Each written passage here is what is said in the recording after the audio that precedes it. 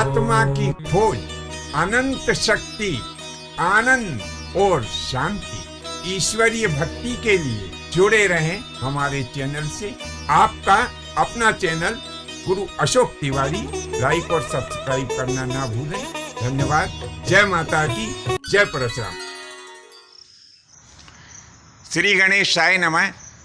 प्रिय बंधुओं, जैसा कि आप सबको मालूम है कि यह परम पवित्र स्थान बिलोटा महादेव के नाम से प्रसिद्ध है और यह स्थान ग्राम आशापुरी में स्थित है।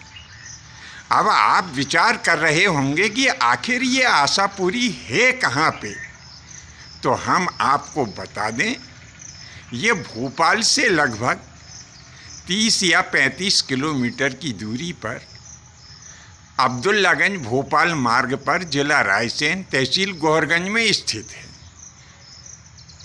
तो जैसा कि हमने बताया कि भोपाल से 30 या 35 किलोमीटर है, इसी प्रकार से यह अब्दुल्लागंज से 10 किलोमीटर की दूरी पर स्थित है। अब इस स्थान की विशेषता क्या है?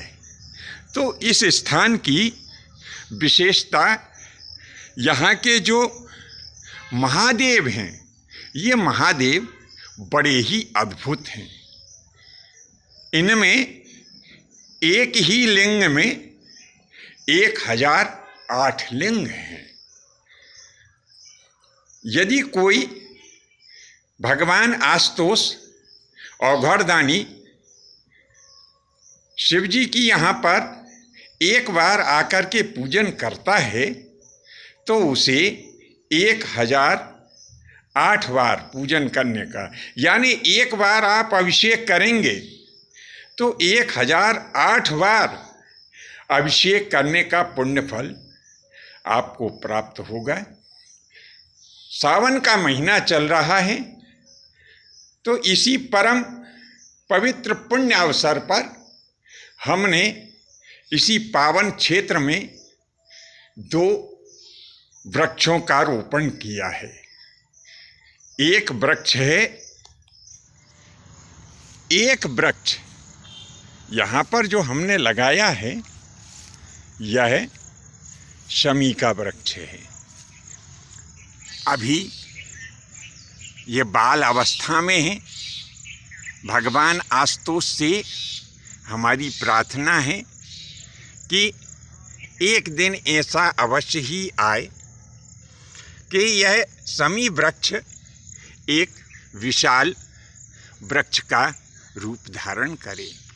बंधुओं, कहते हैं कि यदि भगवान शिव जी की पूजा में एक शमी का पत्ता भी यदि आप चढ़ा देते हैं तो भगवान शिव की पूजन का सहस्त्र गुना फल बढ़ जाता है।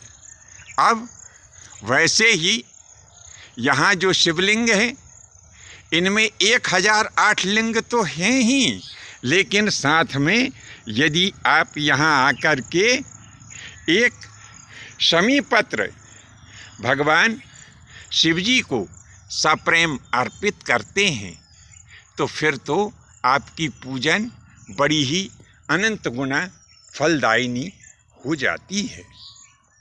इसी प्रकार से जैसे कि शमी वृक्ष या शमी पत्र भगवान शिव जी को बड़ा ही प्रिय है, उसी प्रकार से भगवान आशुतोष को बिल्व पत्र भी विशेष प्रिय है। तो यह दूसरा बिल्व वृक्ष हमने आज यहाँ रोपित किया है। पवित्र सावन का महीना चल रहा है। भगवान आशुतोष से प्रार्थना करते हैं कि आज यह वृक्ष बाल रूप में है, आपकी कृपा से यह एक विशाल वृक्ष का रूप धारण कर अपने पत्रों से, पुष्पों से, फलों से समस्त जनता के लिए सुखदायी हो। और हे प्रभु आशुतोष, आप ऐसी कृपा करें कि हमारे द्वारा लगाए गए इन दोनों वृक्षों की जो पत्तियाँ हैं, पुष्प हैं और फल हैं, वो आपको बहुत ही लंबे समय तक पूजन में स्वीकार होते रहें। तो बंधुओं, इस प्रकार से हमने आपको यह पहले भिलोटा महादेव आशापुरी के दर्शन करवाए और वहाँ पर हमारे द्वारा वृक्षारोपण भी किया गया। अब हम आपको एक और दूसरे अति पुण्य क्षेत्र शांति नगर भोजपुर लिए चलते हैं। जी हाँ, यह वही ग्राम है जिसे शिव मंदिर भोजपुर के नाम से भी जाना जाता है। यहाँ पर दो बड़े ही पुण्य क्षेत्र हैं। एक तो शिव मंदिर भी है यहाँ पर और दूसरा एक भगवान शांतिनाथ का भी मंदिर है। कहते हैं यह जो शांतिनाथ भगवान की प्रतिमा है, यह 22.5 फीट इसकी लंबाई है। यहाँ पर यात्रियों के सुविधा का पूरा ध्यान रखा जाता है।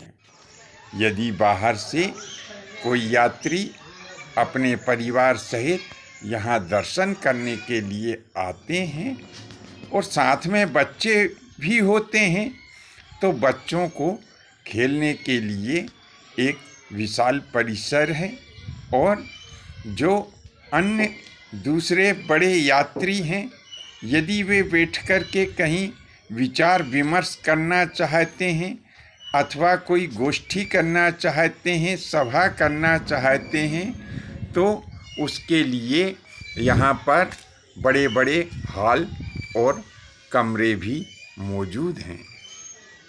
और यदि कोई सज्जन यहाँ पर धार्मिक अथवा सामाजिक जैसे विवाह इत्यादि कार्यों का भी यदि आयोजन करते हैं, तो उसके लिए भी यहाँ पर परिसर उपलब्ध है।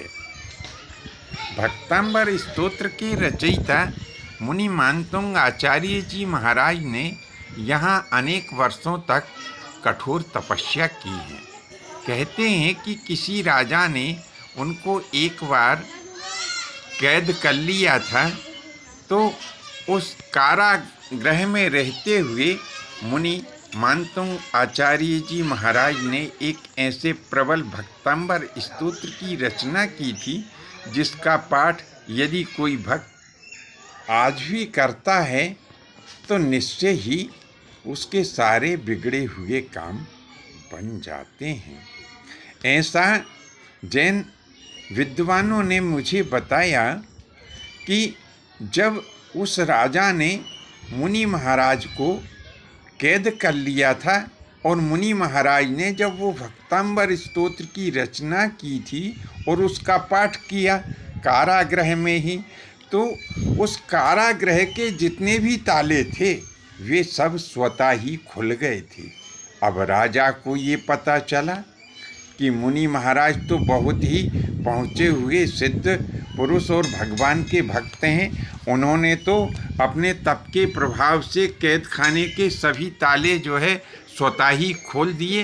तब राजा दौड़ा दौड़ा आया और मुनि महाराज के चरण कमलों में लौट गया, विनती की कि प्रभु मेरे इस अपराध को क्षमा करें। तो मुनि तो स्वतः ही दयालु होते हैं। राजा को क्षमा कर दिया और धर्मपूर्वक राज्य करने की आज्ञा दी, जिसे राजा ने सहर्ष शिरोधार्य कर लिया। तो बंधुओं, मुनि मानतुंग आचार्य का पुण्य समाधि स्थल भी इसी स्थान पर है।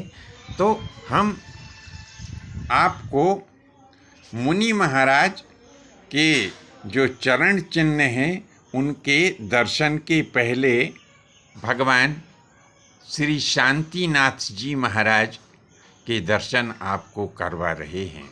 यह जो आप देख रहे हैं यह मंदिर का मूल गर्भगृह है और इसमें प्रभु जी की जो प्रतिमा स्थापित है वह 22.5 फीट उसकी लंबाई है। योग ऐसा रहा कि जिस समय हम यहाँ पर आए थे उस समय भगवान श्री के मंदिर के जो कपाट थे वो बंद हो गए थे।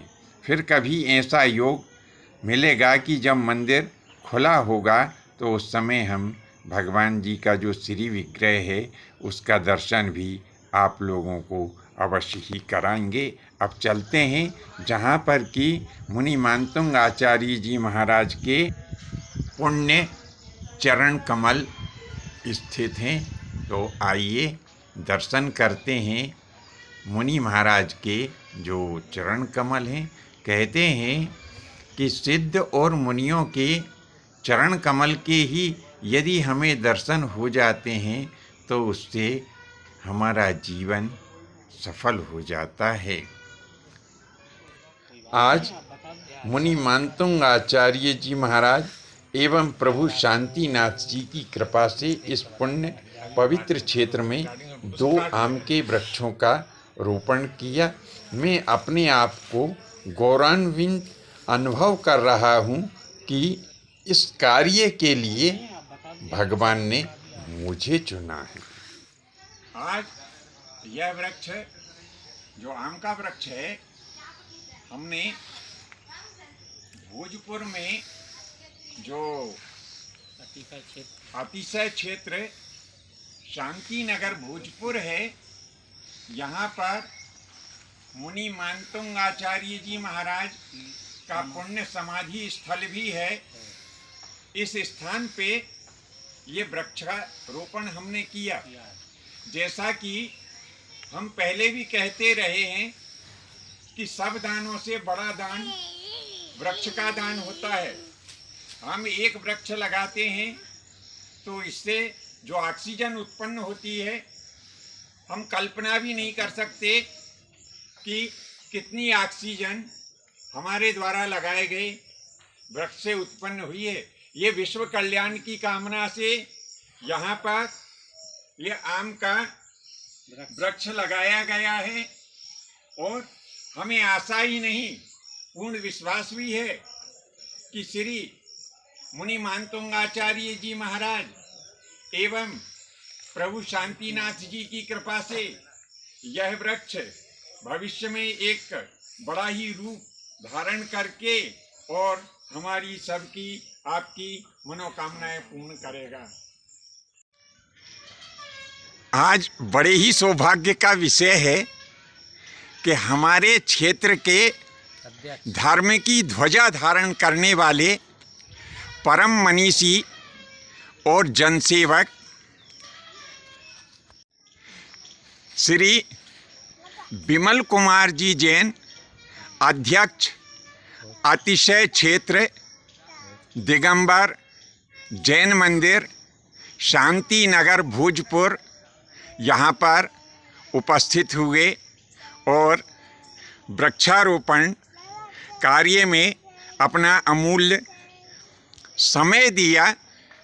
हमारा अनुरोध है कि वे 2 शब्द अवश्य ही कहें। हरियाली और पर्यावरण के हिसाब से पेड़ लगाना अति आवश्यक है, लेकिन पेड़ लगाना खाली पेड़ फोटो खिंचवाने के हिसाब से पेड़ नहीं लगाना जी। पेड़ की परवरिश भी हो बाद में और देखभाल भी करें जी। मेरा सबसे निवेदन है कि जो लोग पेड़ लगाएं वो जाली खाद पानी सुरक्षा वो कम से कम उनकी 1-2 साल तक देखभाल करें जब तक वो बड़े ना हो जाए जी। मेरा ऐसा कहना है जी सभी लोगों से जी।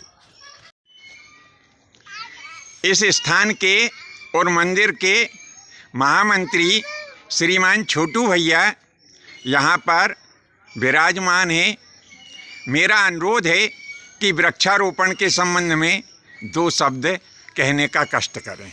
हमारा एक ही कहना है, अपने माता पिता की याद में एक पेड़ अवश्य लगाएं, है ना। उनको याद कम से कम वो पेड़ के द्वारा ही याद करेंगे कम से कम।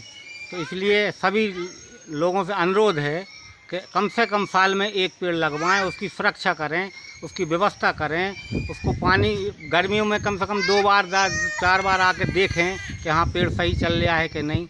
ये मेरा सब लोगों से अनुरोध है और व्यवस्था बनाएं। प्रस्तुत विषय वस्तु आपको कैसी लगी यह नीचे कमेंट्स बॉक्स में लिखने का कष्ट करें। आज के लिए बस इतना ही।